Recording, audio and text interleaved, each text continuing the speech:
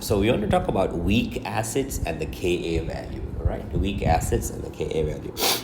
You see, there are thousands of weak acids. There are so many weak acids, right? So what we need to do is we need to work out the Ka value, which is actually the K value. I'll explain this to you. Let's say we take ethanoic acid, okay? Let's say we take ethanoic acid, aqueous, in water, right? Liquid, reversible arrow. Then you get ethanoate ion, okay? You get ethanoate ion, aqueous, and you get hydronium ion, okay? Aqueous. Now, if I write the K value for this, if I write the K value, K expression, equilibrium constant expression, okay? So what I'll do is I'll take the concentration of ethanoate ion, multiply the concentration of hydronium ion, and then divide with the concentration of the molecular form of the acid, this one, okay? So I hope you remember we do not include water because this is a heterogeneous equilibrium, right? So back to this again, what I will do is, because I'm dealing with an acid, I will put the A here. A basically means acid, okay? A means acid. So for this particular reaction, the one we're looking at now, I have memorized that the value is around 1.80 times 10 to the power of negative 5. Okay, that's the value. And if we put a unit, okay, so let's say this is molar, this is molar, this is molar, right? This and this will cancel off. So this will be molar. That's basically, if there is a unit, that's how it will look like. So if you look at this value over here, I want you to understand that this value is very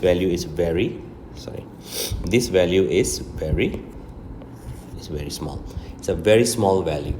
So since it's a very small value, this is a representative of weak acids. So weak acids have very small values, okay? So if you look at, let's say you look over here, right? If you look over here, these are all examples of acids. Now, earlier I told you that perchloric acid, hydroiodic acid, hydrobromic acid, hydrochloric, nitric, sulfuric, these are strong acids because their Ka value is very, very big. You can look at this image here, right? It's very large. But then when you go down here, this list here, you can say hydroiodic acid, and then oxalic acid, okay? Sulfurous acid, hydrogen sulfide ion, phosphoric acid. See, the Ka value is just getting smaller and smaller and smaller. You can see the list here. You don't need to memorize any one of this, but you can see it's getting lesser and lesser and lesser and lesser and lesser. So the smaller the value, the weaker is the acid. So you realize the strong acids, there was just like the 7 of them here, okay? And then weak acids, just on this list, there is this many already. There are much more actually, there are much more. So if you were given 2 different weak acids, let's say for example, you were given benzoic acid and acetic acid. Acetic acid is ethanoic acid, the one I just did with you. Or you're given formic acid. Okay, let's say you're given these 3 acids here, right? Formic acid, benzoic acid, acetic acid. And if I asked you, are they all the same strength? You just have to refer to the Ka value. You can see that the first one is 1.8 times 10 to the power negative 4. As the ethanoic acid was 1.8 times 10 to the power negative 5. That's what I did just now, right? And meanwhile, benzoic acid is 6.5 times 10 to the power negative 5. So among these 3 weak acids, formic acid or methanoic acid is stronger because it's 10 to the power of negative 4. Meanwhile, ethanoic acid was, although it's weak, it's 10 to the power negative 5. Okay, so between benzoic acid and ethanoic acid, benzoic acid is slightly stronger because it's 6.5 as opposed to 1.8. Okay, so we can use the Ka values to determine which of the acids. Okay, so we can use the Ka value, right? So in simple terms, we can use Ka values to determine which weak acids are weaker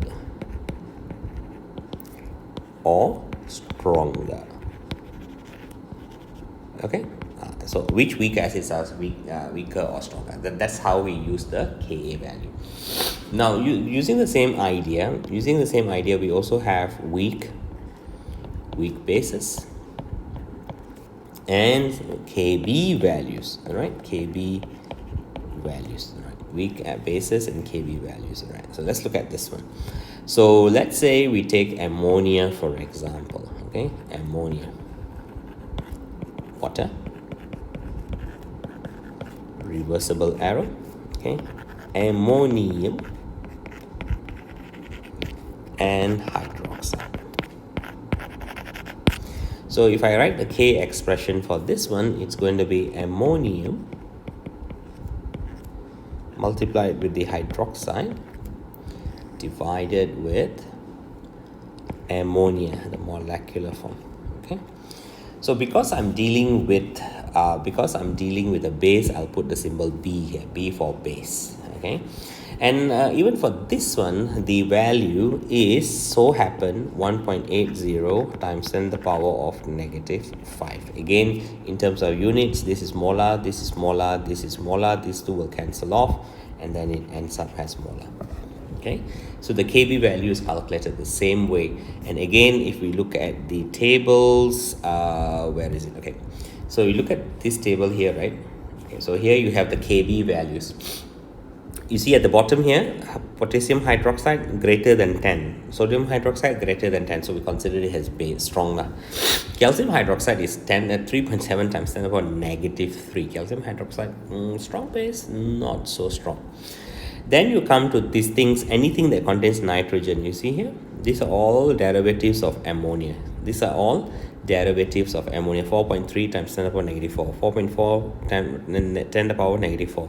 All of these are weak. These are all weak bases. So anything that contains nitrogen, right? You see, they contain nitrogen, you can consider it as weak already. So even among bases, there are many weak bases. Okay, many weak bases. So again, that is why understanding these Kb values will help. All right. So we have strong acids, and then we have strong bases, we have weak. So to how do I know whether they're strong acids, strong bases? Like in the last video, I've explained it to you.